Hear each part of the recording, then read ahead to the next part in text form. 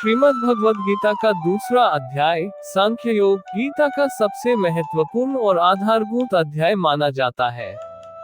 जहां पहला अध्याय अर्जुन के विषाद और मोह को दर्शाता है, वहीं दूसरा अध्याय भगवान श्री कृष्ण द्वारा दिए गए ज्ञान का प्रारंभिक उपदेश है, जो अर्जुन की मानसिक दुविधा को दूर करने का प्रयास करता है। इस अध्याय में सांख्य दर्शन, आत्मा और अनात्मा का विवेक, कर्म योग, स्थित प्रज्ञ के लक्षण और बुद्धि योग जैसे महत्वपूर्ण विषयों की नींव रखी गई है। आइए इस अध्याय के मुख्य बिंदुओं को विस्तार से समझते हैं। 1. अर्जुन का समर्पण और श्री कृष्ण का उपदेश आरंभ।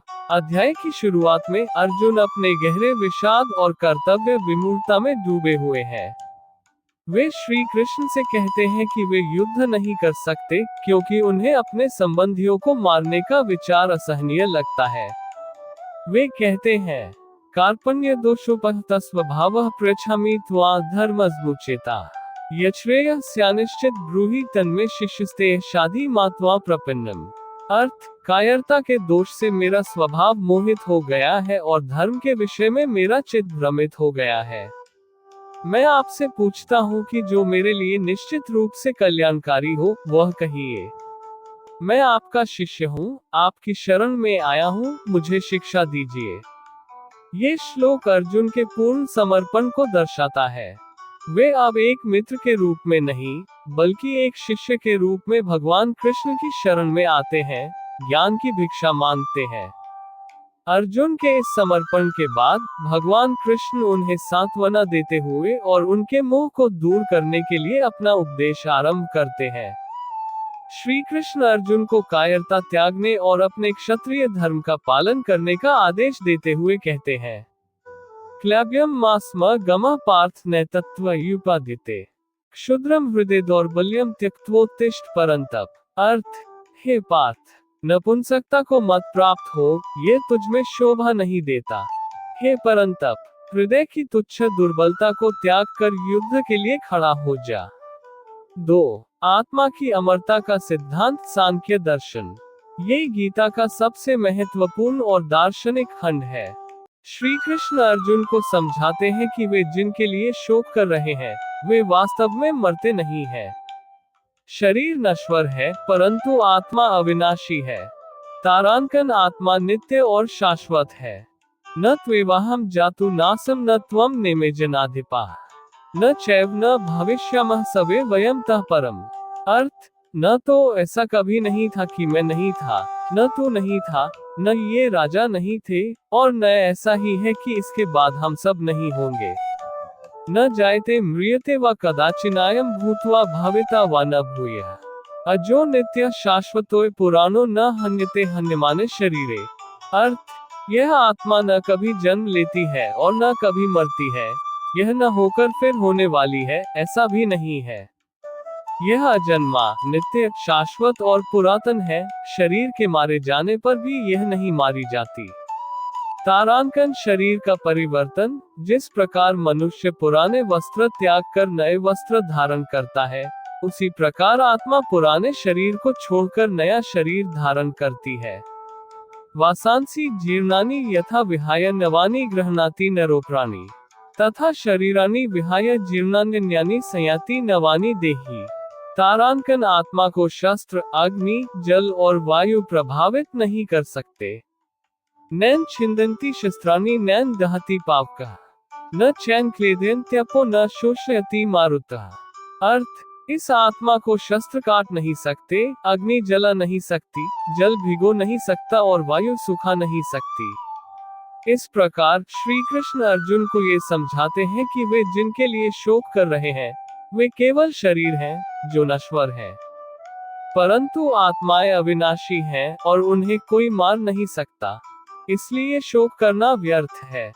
3. स्वधर्म और कर्तव्य का महत्व।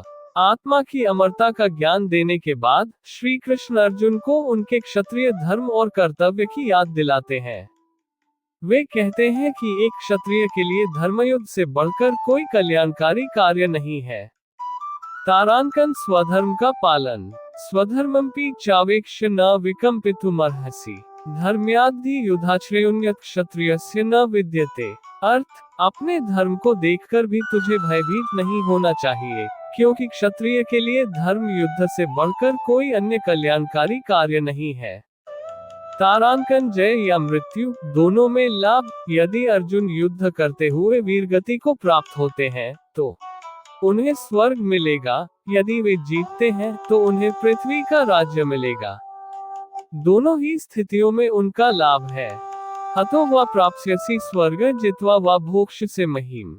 तस्मादुत्तिष्ठ कौन्तेय युद्धाय कृतनिश्चयः। अर्थ, यदि तू युद्ध में मारा गया तो स्वर्ग को प्राप्त होगा, और यदि जीत गया तो पृथ्वी का राज्य भोगेगा। अतः हे कुंती पुत्र, युद्ध के लिए निश्चय करके खड़ा हो जा। तारांकन मानहानि का भय। यदि अर्जुन युद्ध नहीं करते तो उनकी अपकीर्ति होगी, जो मृत्यु से भी बदतर होगी। अकीर्तिं चापि भूतानि कथयिष्यन्ति ते व्ययाम संभावितस्य चाकीर्तिर्मरणादतिरिच्यते। अर्थ, लोग तेरी शाश्वत अपकीर्ति का भी कथन करेंगे, और सम्मानित व्यक्ति के लिए अपकीर्ति मृत्यु से भी बढ़कर होती है। 4. कर्मयोग का प्रारंभिक परिचय बुद्धि योग। इसके बाद श्री कृष्ण कर्मयोग के सिद्धांत का परिचय देते हैं, जिसे बुद्धि योग भी कहा जाता है। इसका मूल सिद्धांत कर्म करते हुए फल की आसक्ति का त्याग करना है। तारांकन फलासक्ति का त्याग। कर्मण्येवाधिकारस्ते मा फलेषु कदाचन मा कर्मफल हेतुर्भूर्मा ते संगोस्त्व कर्मणि। अर्थ, तेरा कर्म करने में ही अधिकार है, उसके फल में कभी नहीं। अतः तू कर्मों के फल का हेतु मत बन और तेरी कर्म न करने में भी आसक्ति न हो। तारांकन योगस्थ होकर कर्म करना। योगस्थ होकर अर्थात सिद्धि और असिद्धि में संभाव रखकर कर्म करना ही कुशलता है। योगस्थ कुरु कर्माणि संगं त्यक्त्वा धनंजय सिद्ध सिद्धयो समो भूत्वा समत्वम योग उच्यते। अर्थ, हे धनंजय, आसक्ति का त्याग करके सिद्धि और असिद्धि में संभाव होकर योग में स्थित होकर कर्म कर। समत्व ही योग कहलाता है। तारांकन बुद्धि योग की श्रेष्ठता। कर्मफल की इच्छा से किया गया कर्म बंधन का कारण बनता है, जबकि निष्काम कर्म मुक्ति प्रदान करता है।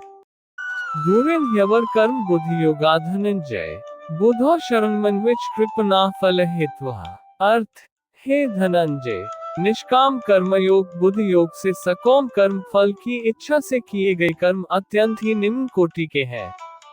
अतः तू समत्व बुद्धि रूप योग की शरण ग्रहण कर, क्योंकि फल के हेतु इच्छा रखने वाले अत्यंत दीन है। ये खंड निष्काम कर्म के महत्व पर जोर देता है, जहाँ व्यक्ति अपने कर्तव्य का पालन तो करता है, लेकिन उसके परिणाम से विचलित नहीं होता। 5.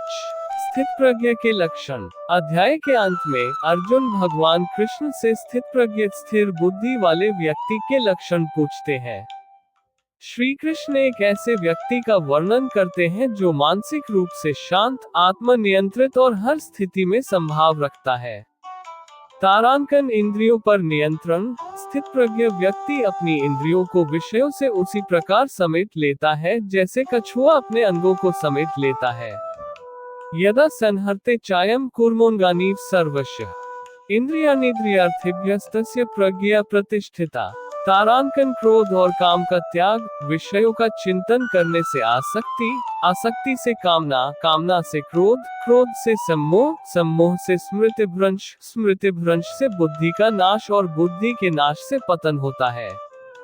ध्यायतो विषय पुंसः संगस्तेषुपजायते संगात् संजायते कामः कामात् क्रोधो विजायते क्रोधात् भवति समोहः समोहात् स्मृति विभ्रमः स्मृतिभ्रंशात् बुद्धिनाशो बुद्धिनाशात् प्रणश्यति। तारांकन शांत और प्रसन्नचित। स्थित प्रज्ञ व्यक्ति राग और द्वेष से मुक्त होता है और शांत चित्त वाला होता है। प्रसादे सर्वदुःखानां हानिरस्योपजायते प्रसन्नचेतसो ह्याशु बुद्धेः पर्यवतिष्ठते। तारांकन मोक्ष की स्थिति ब्रह्म निर्वाण। जो व्यक्ति कामनाओं का त्याग करके अहंकार और ममत्व से रहित होकर शांति प्राप्त करता है, वही ब्रह्म को प्राप्त करता है। विहाय कामान्यः सर्वान् पुमांश्चरति निःस्पृहः निर्ममो निर्हंकारः स शांतिम अधिगच्छति। अश ब्राह्मी स्थिते पार्थ नैना प्राप्य विमुह्यति।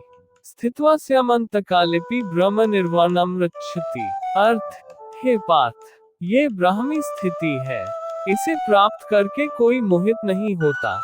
अंतकाल में भी इसमें स्थित होकर ब्रह्म निर्वाण को प्राप्त होता है। सारांश और महत्व। गीता का दूसरा अध्याय सांख्य योग वास्तव में पूरी गीता का सार है।